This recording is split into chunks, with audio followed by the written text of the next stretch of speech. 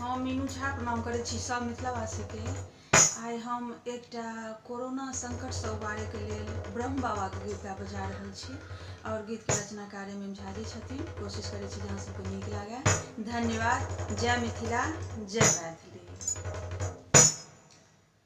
हो घोड़ा जोड़ा जोड़ा